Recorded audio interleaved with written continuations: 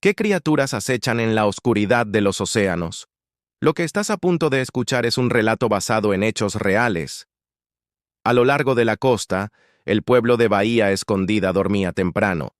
Sus habitantes, gente de mar, sabían que las aguas podían ser traicioneras. Cuando el sol caía, las redes quedaban tendidas en los muelles, los barcos eran asegurados y las casas cerraban sus ventanas. Para ellos, la noche no era para el hombre, sino para el océano. Pero todo cambió cuando algunos comenzaron a escuchar algo nuevo en la brisa nocturna.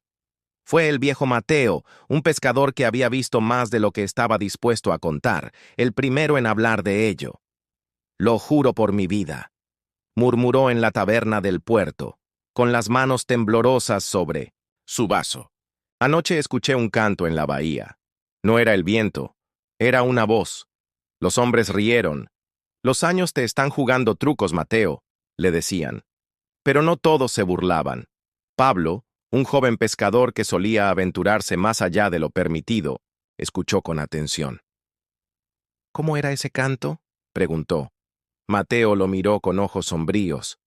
Era hermoso y terrible al mismo tiempo. Me heló los huesos. Era como si el mar me llamara por mi nombre. Esa noche, Pablo decidió comprobarlo por sí mismo. Mientras su esposa dormía, él salió de casa con su linterna y caminó hasta la orilla. La marea estaba calma y la luna plateaba la superficie del agua. Se quedó quieto, escuchando. El viento arrastraba el aroma a sal y algas.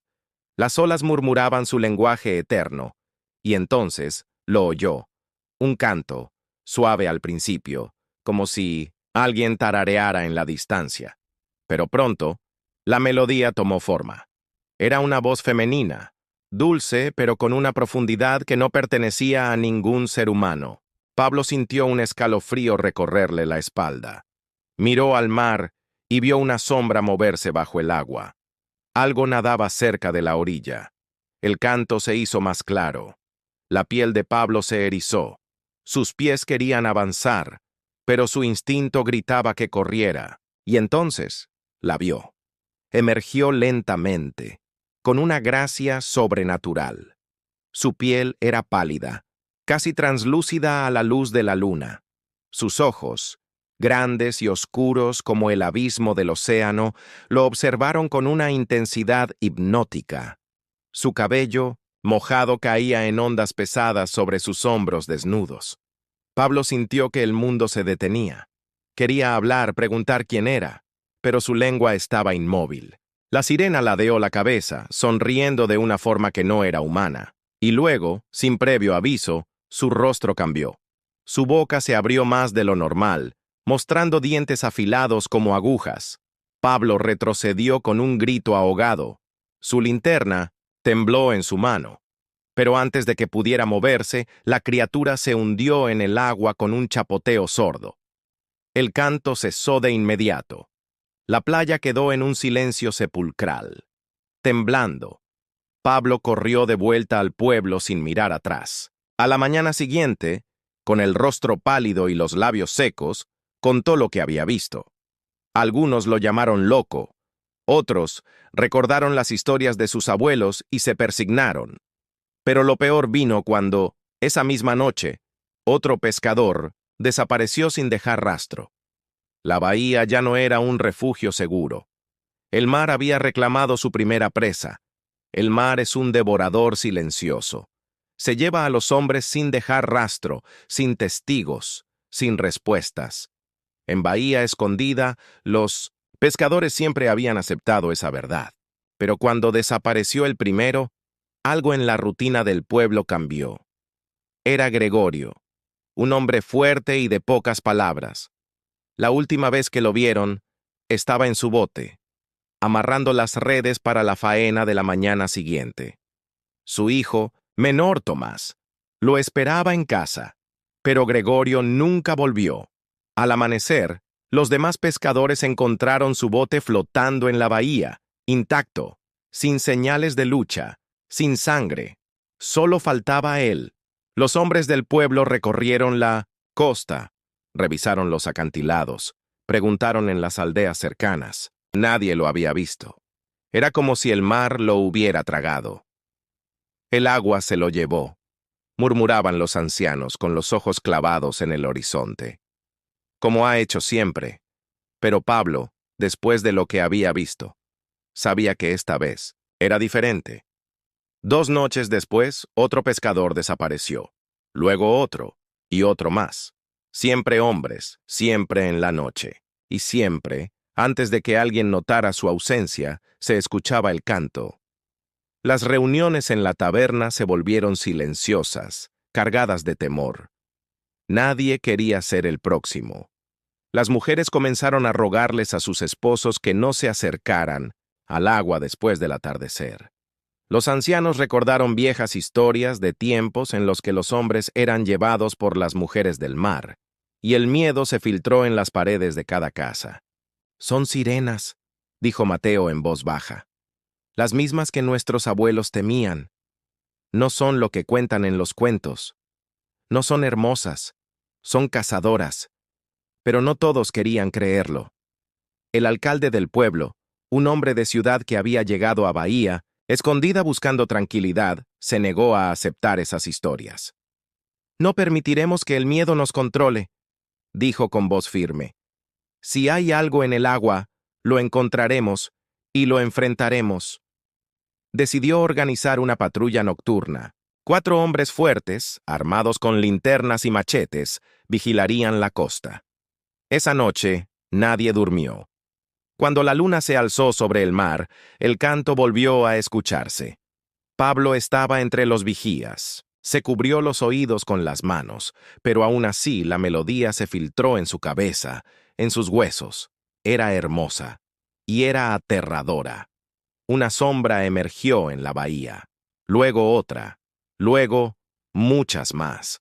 Los vigías vieron formas blancas moviéndose en el agua, acercándose lentamente a la orilla. Ojos oscuros brillaban en la penumbra. Los cantos aumentaron, y uno de los hombres, Francisco, dejó caer su machete al suelo. «¡Dios! ¡Son hermosas!». Pablo sintió un escalofrío de pánico cuando vio a Francisco caminar hacia la playa, como hipnotizado. «¡No las mires!», gritó, pero era tarde. Francisco entró al agua. La luna iluminó su rostro, sus ojos estaban vidriosos, su expresión vacía. Las sirenas lo rodearon, y antes de que los demás pudieran reaccionar, lo arrastraron hacia la oscuridad del océano. Su grito se cortó de golpe. El mar se lo tragó sin una sola burbuja. Los vigías corrieron de vuelta al pueblo con el miedo tallado en sus huesos. Nadie volvió a dudarlo. Algo acechaba en el mar. Y el pueblo estaba condenado. Al amanecer, cuando el sol tiñó la bahía de dorado, las redes de los pescadores aparecieron flotando en la costa. Estaban rotas, como si algo grande las hubiera rasgado con furia. Pero lo peor fue lo que encontraron en la arena. Un brazo, pálido, desgarrado. El brazo de Francisco. Las sirenas no solo estaban cazando, estaban dejando un mensaje.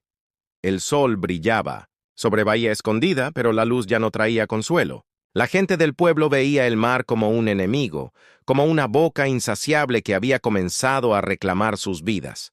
El brazo de Francisco fue enterrado en el pequeño cementerio detrás de la iglesia. Pero nadie habló del funeral. Nadie rezó en voz alta.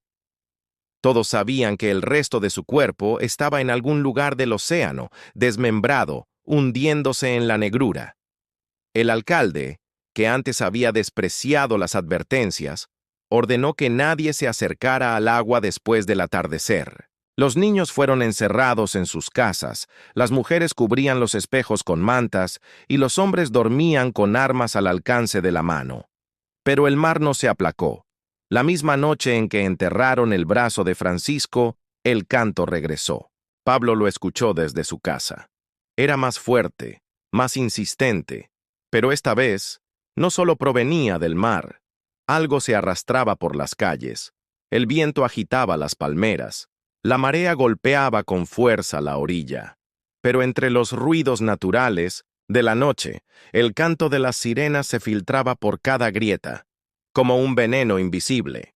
Pablo se levantó de la cama con un sudor frío en la piel. Caminó hasta la ventana, con la esperanza de no ver nada, de que todo estuviera en su cabeza. Pero en la calle, bajo la luz mortecina de los faroles, una figura avanzaba con movimientos torpes. Era Tomás, el hijo de Gregorio. Caminaba descalzo, con los ojos en blanco, murmurando la melodía de las sirenas. «Dios», susurró Pablo. Lo vio pasar frente a su casa, tambaleante, con la ropa empapada. Parecía haber salido del mar. Pero lo peor era su piel. Estaba cubierta de cortes, como si cientos de garras hubieran intentado reclamarlo. Pablo abrió la puerta de golpe y corrió hacia él. «¡Tomás!». El niño no respondió. Siguió caminando, como si estuviera en trance. De repente, un grito rasgó la noche. Desde otra calle, una mujer salió corriendo, desesperada. «¡Mi esposo no está! ¡Desapareció de la cama!». Las puertas del pueblo comenzaron a abrirse. Hombres y mujeres salieron con los ojos enrojecidos por el insomnio y el terror. Y entonces vieron lo que había en la playa. Cuerpos. 5 cuerpos de hombres flotando en la orilla. Pero no estaban muertos. Estaban de pie, con la mirada perdida, con la piel pálida y húmeda, como si el mar los hubiera escupido de vuelta. Uno de ellos era Gregorio. Las esposas corrieron hacia sus maridos, pero cuando intentaron abrazarlos, algo las detuvo en seco. Los hombres comenzaron a cantar. Era la misma melodía de las sirenas. El terror se propagó como una ola. La gente gritaba llamando al sacerdote, pidiendo ayuda. Pero Pablo entendió la verdad antes que todos. Las sirenas no solo estaban cazando, estaban convirtiéndolos. El sacerdote, un anciano de fe inquebrantable, llegó al amanecer. Con agua bendita y una cruz en la mano, intentó expulsar lo que fuera que había poseído a los hombres. Pero estos solo lo miraron con sus ojos vacíos y continuaron cantando. El alcalde tomó una decisión brutal. Los encerraron en la iglesia, con cadenas en los pies y velas encendidas en cada rincón. Nadie quería hacerlo, pero nadie tenía el valor de dejarlos libres. La gente del pueblo no durmió esa noche, ni la siguiente. El canto se escuchaba a través de las paredes de la iglesia, incesante, interminable. Y entonces llegó la tormenta. Las tormentas en Bahía Escondida siempre llegaban sin aviso, como bestias dormidas que despertaban de golpe. Pero aquella noche, la tempestad fue diferente. No era solo el mar enfurecido ni el cielo partido por relámpagos. Algo más se movía en la oscuridad, algo que acechaba entre la lluvia y el viento. El canto de las sirenas no se detuvo. A pesar del aguacero, de los truenos retumbando sobre las casas y de las olas devorando la costa, la melodía se filtraba en cada resquicio del pueblo. Y lo peor era que no venía solo del mar. Venía también de la iglesia. Los hombres encadenados dentro del templo seguían cantando. Sus voces se habían unido a las de las criaturas marinas, formando un coro infernal que se elevaba por encima del estruendo de la tormenta. Las velas dentro de la iglesia parpadeaban con la violencia del viento. La cruz colgada sobre el altar temblaba como si fuera de papel. El sacerdote rezaba en voz alta, lanzando agua bendita sobre los cautivos, pero estos no reaccionaban. Entonces, Gregorio, el primero en desaparecer, levantó la mirada.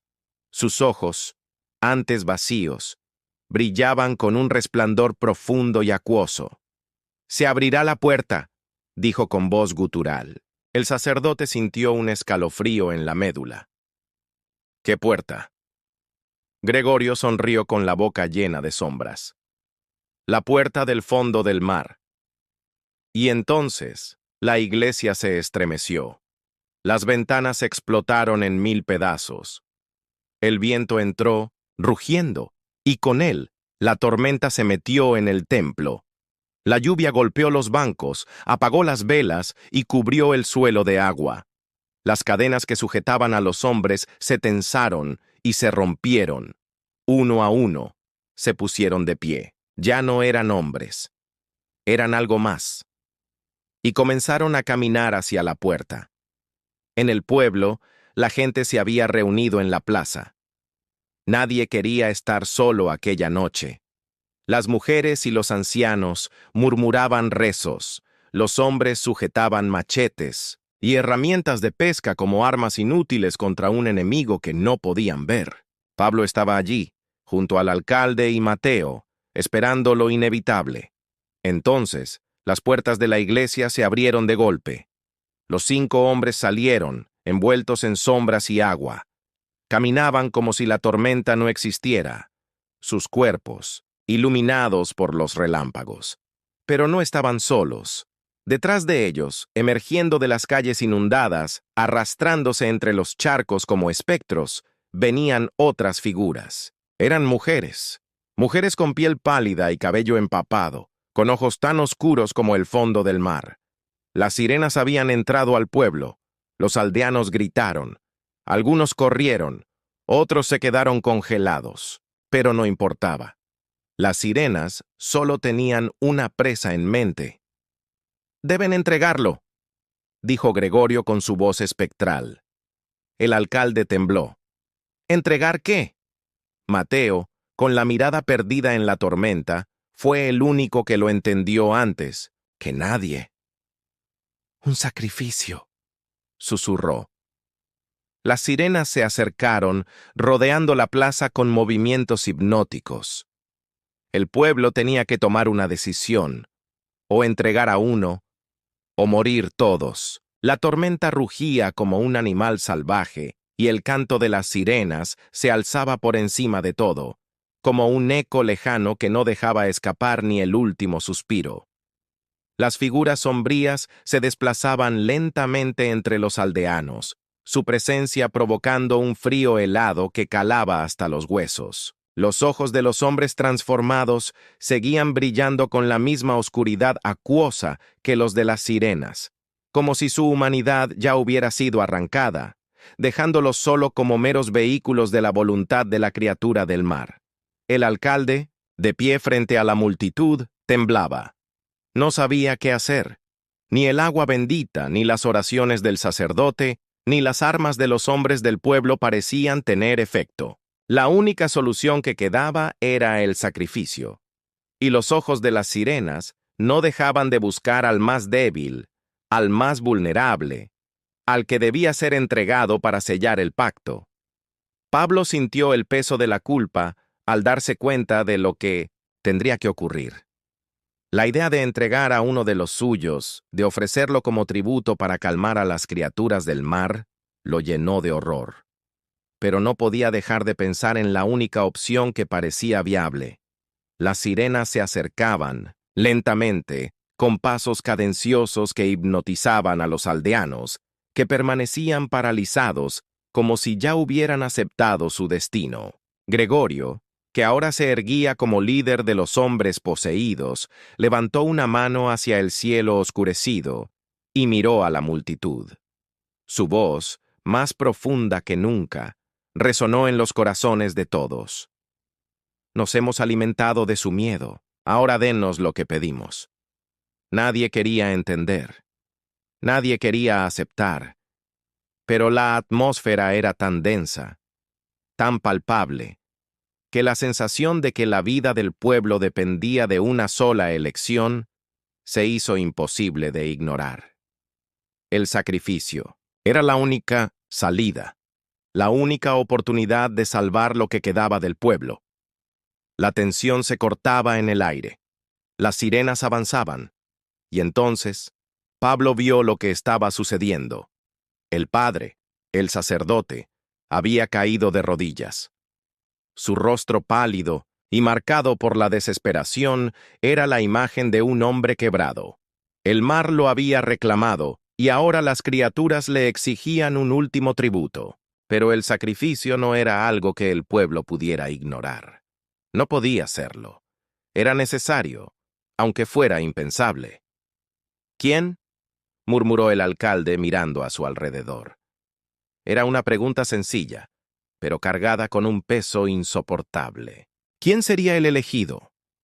Pablo sabía que alguien debía actuar. Alguien debía hacer lo impensable, lo que nadie se atrevería a hacer. La mirada de las sirenas seguía fija en la multitud, y todos se sentían observados, como si fueran piezas en un tablero. La gente miró entre sí, esperando que otro tomara la decisión. Pero entonces, algo inesperado ocurrió. Una figura salió del grupo. Era Mateo. Los ojos de todos se dirigieron hacia él, confundidos. Pero su rostro estaba determinado, y su paso no titubeó. Se adelantó lentamente, enfrentándose a las sirenas con una calma aterradora. «No quiero que nadie más muera», dijo Mateo, con la voz quebrada pero firme. «Yo lo haré». El pueblo se quedó en silencio. La decisión había sido tomada. Mateo se había ofrecido como el sacrificio. Pablo, con el corazón encogido, intentó detenerlo, pero sus palabras fueron vacías, incapaces de atravesar el dolor que sentía al ver a su amigo caminar hacia su destino. El sacrificio era necesario, pero verlo suceder de esa manera era insoportable. Las sirenas, al ver el gesto de Mateo, comenzaron a cantar de nuevo, pero esta vez la melodía no sonaba como una amenaza. Era un canto de bienvenida, un himno de victoria. Y mientras Mateo caminaba hacia el agua, las criaturas lo rodearon. Con sus cuerpos cubiertos de escamas brillantes y sus ojos vacíos, lo tomaron de las manos, llevándolo hacia lo más profundo del mar. Antes de desaparecer bajo la superficie, Mateo levantó la cabeza. Sus ojos se encontraron con los de Pablo, y en ellos había una mezcla de tristeza y agradecimiento. Sabía lo que había hecho, lo que había elegido. Sabía que su sacrificio salvaría al pueblo. La tormenta cesó en el momento exacto en que su cuerpo desapareció en el agua. Las sirenas, satisfechas, volvieron a su hogar en las profundidades, llevando consigo su tributo. El pueblo quedó en silencio, un silencio que caló hasta los huesos. Las olas que antes golpeaban con furia se calmaron, y la niebla comenzó a despejarse. Pero no era un alivio, sino una pesadilla latente, esperando a que el ciclo comenzara de nuevo. El sacrificio de Mateo no había sido en vano, pero Bahía Escondida ya nunca sería la misma. El mar había reclamado lo que le pertenecía, y todos sabían que, tarde o temprano, algo más tendría que ser entregado. Los días después del sacrificio de Mateo fueron extrañamente tranquilos. La tormenta había pasado, el pueblo había regresado a su rutina, y la vida continuaba, aunque en una atmósfera cargada de incertidumbre. Sin embargo, bajo esa calma aparente, todos sabían que el precio había sido pagado. El mar, aunque ahora, en calma, había dejado una marca indeleble en Bahía Escondida. Pablo, que aún llevaba el peso del sacrificio de su amigo, caminaba cada día por las calles vacías, mirando las olas que llegaban a la orilla sin la furia de antes.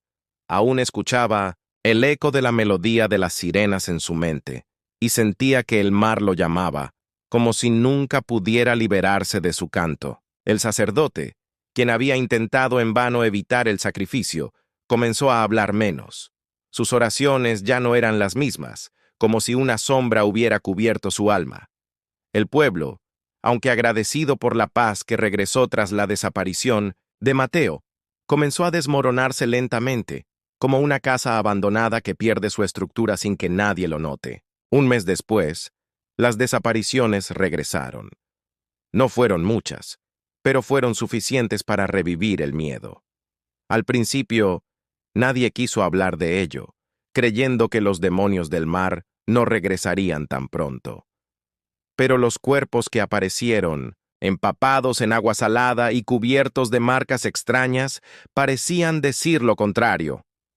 Los aldeanos se reunieron una vez más en la plaza. El canto, que había quedado silenciado por el sacrificio, comenzaba a filtrarse de nuevo en el aire. Esta vez, ya no era solo el canto de las sirenas lo que se escuchaba, sino algo más, algo profundo y antiguo, como una llamada ancestral. El mar se había calmado, pero las aguas aún contenían algo de la furia que antes había tomado vidas. «Es el ciclo», dijo el alcalde, su voz quebrada por el temor. «Ellos siempre regresan». Pablo miró el horizonte, donde el mar parecía infinito, y la sensación de impotencia lo invadió. Lo que había comenzado como una historia de sacrificios y pactos, ahora parecía ser parte de un ciclo que no se podía romper. No había escapatoria. El pueblo estaba atrapado entre las profundidades del océano y la voluntad de las sirenas, condenados a una existencia eterna bajo su mirada. Pero había algo más. Esa noche, el canto se intensificó. Ya no era solo una melodía melancólica, sino una llamada, una invitación a sumergirse en el abismo. Pablo se despertó de madrugada con una sensación extraña. La casa estaba demasiado silenciosa. Las luces de la calle titilaban, pero algo en el aire le hizo sentir que debía salir. Sin pensarlo, caminó hacia el mar. El agua estaba en calma, como un espejo, pero cuando llegó a la orilla, vio algo que lo heló por completo. Una figura emergió del agua, su silueta difusa por la niebla que comenzaba a envolver la costa. La mujer tenía el cabello largo y negro, como las aguas profundas. Sus ojos brillaban con una intensidad luminosa, un brillo que emanaba del mar. ¿Quién? Pablo no pudo terminar la pregunta. La mujer sonrió. No era una sonrisa humana. El sacrificio de Mateo no fue suficiente, dijo, con una voz que resonaba en la mente de Pablo, como un susurro de las profundidades. No es solo la vida de uno lo que exigimos, sino la vida de todos los que osamos acercarnos. Pablo sintió que la tierra bajo sus pies desaparecía, que todo lo que conocía estaba a punto de desmoronarse.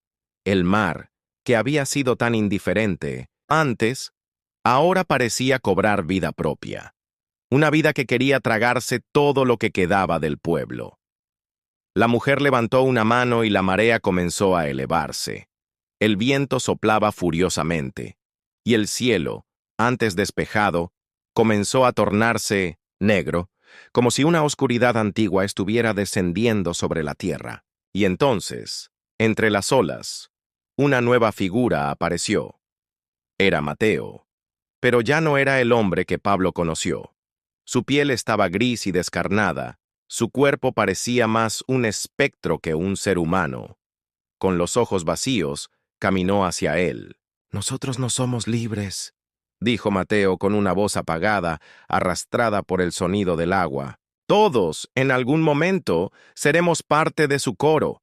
Todos debemos cantar para el mar». Pablo sintió un terror indescriptible. Sabía que la historia no había terminado, que lo que había comenzado con un sacrificio era solo el inicio de algo, mucho peor. La sirena levantó su rostro hacia el cielo, y su canto se alzó con fuerza, una sinfonía que traspasó todo límite de lo humano, envolviendo la costa, el pueblo y finalmente a Pablo. El mar ya no era un enemigo distante.